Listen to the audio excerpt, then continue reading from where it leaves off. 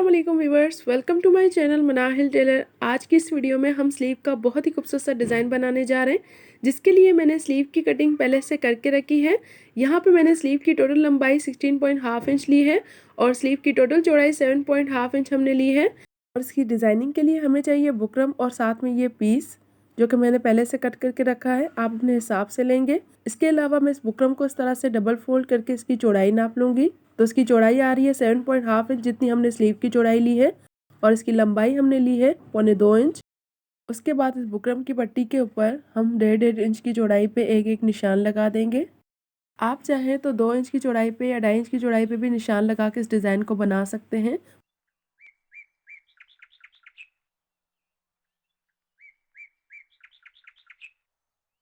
उसके बाद इन्हीं निशानों के ऊपर हमने एक सीधी सी लाइन ड्रॉ कर लेनी है इस तरह से।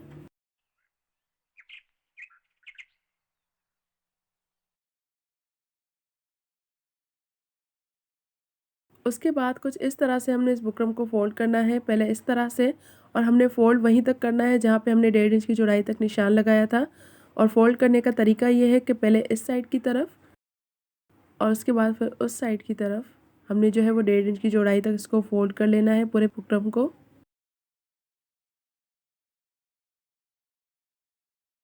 इस तरह से फोल्ड करने के बाद हम चारों कोनों से चेक कर लेंगे। जो इसका सेंटर वाला पॉइंट होगा वहाँ पे हम चौड़ाई में इस तरह से सीधी सी लाइन ड्रॉ कर लेंगे। उसके बाद जो हमने सेंटर पे लाइन ड्रॉ की है, उसकी दोनों साइड पे हम 1/4 इंच से भी कम की चौड़ाई पे इस तरह से एक सीधी सी लाइन ड्रॉ कर लेंगे। अब हमने जो ये ऊपर वाली लाइन ड्रॉ की है, ये देखें, ये वाली, इससे ऊपर की तरफ हमने इस तरह से ट्रायंगल शेप दे देनी है।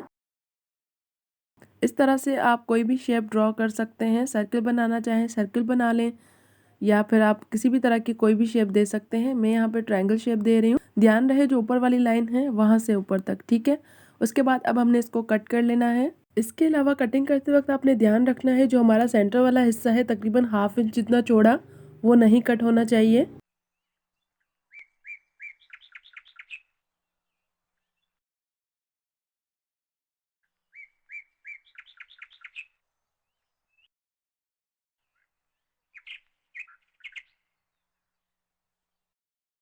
तो देखें, कुछ इस तरह से हमने इसको कटिंग कर लिया है और कितनी फिनिशिंग के साथ ये हमारा कट हुआ है।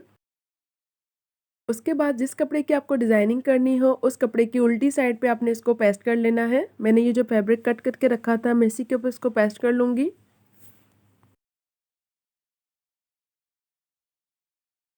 इस तरह से पेस्ट करने के बाद अब ऊपर वाले हिस्से को हमने कट नहीं करना, बस नीचे वाले हिस्से को हमने कटिंग करना है।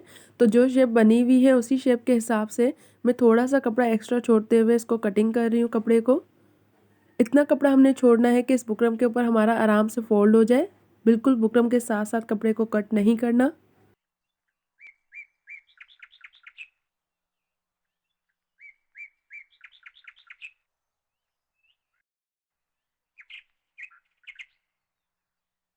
उसके बाद इस तरह से सेंटर पे हम इस तरह से एक छोटा सा कट लगा देंगे। ज़्यादा गहराई में नहीं लगाना, बिल्कुल हल्का सा कट लगाना है।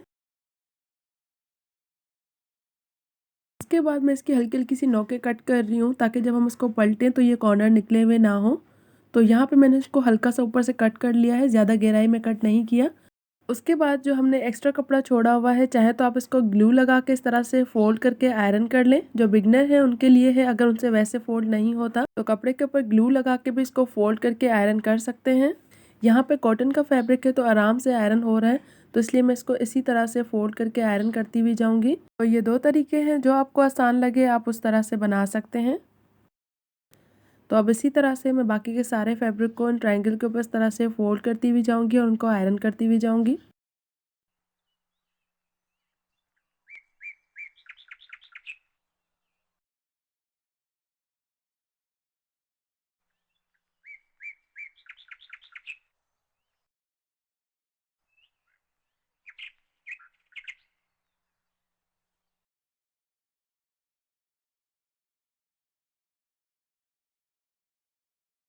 तो इस तरह से देखिए हमने इसको अच्छे से आयरन कर लिया है। उसके बाद हमने स्लीव की बैक वाली साइड लेनी है और वहाँ पे हमने इसको इस तरह से उल्टा करके रखना है, और जो नीचे वाली साइड हमने कटिंग नहीं की थी उसको हमने इस तरह से रखना है। उसके बाद हमने इसके ऊपर सिलाई कर देनी है।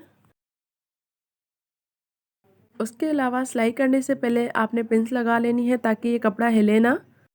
उसके बाद इसी शेप के हिसाब से हमने इसके ऊपर सिलाई लगा लेनी है।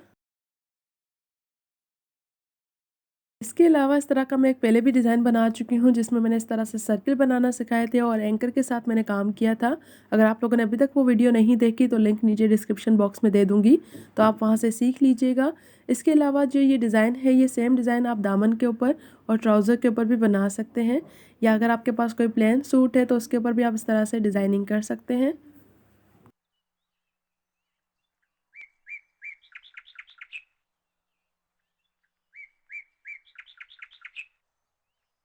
यहाँ पे देखिए हमने सिलाई लगा ली है। उसके बाद थोड़ा-सा कपड़ा छोड़ते हुए हम इसकी भी कटिंग कर लेंगे इस तरह से। और इसके कॉर्नर पे इस तरह से हल्का-सा कट लगा देंगे ताकि पलटते वक़्त इसमें कोई चुन ना आए। तो यहाँ पे कटिंग करने के बाद हमने इसको इस तरह से पलट लेना है और इसके कॉर्नर्स को जो है वो हमने किसी भी नोकीली चीज़ की मदद से इस तरह से बाहर की तरफ कर लेना है।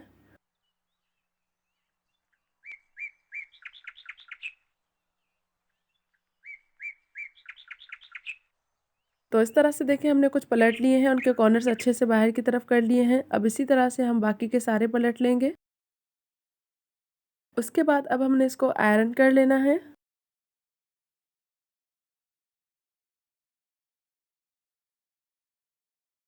उसके बाद आपने पिन के साथ इसको अच्छे से सेट कर लेना है ताकि सिलाई करते वक़्त ये कपड़ा हिले ना।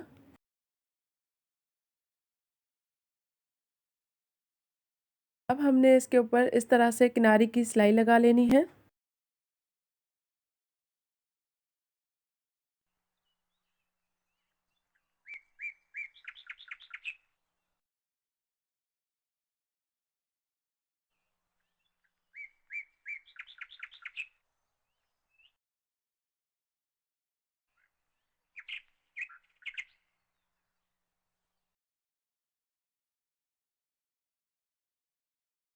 इस तरह से सिलाई करने के बाद मैं इसकी फिटिंग की सिलाई कर लूँगी। उसके बाद मैं इसका फाइनल लुक आप लोगों को दिखाती हूँ।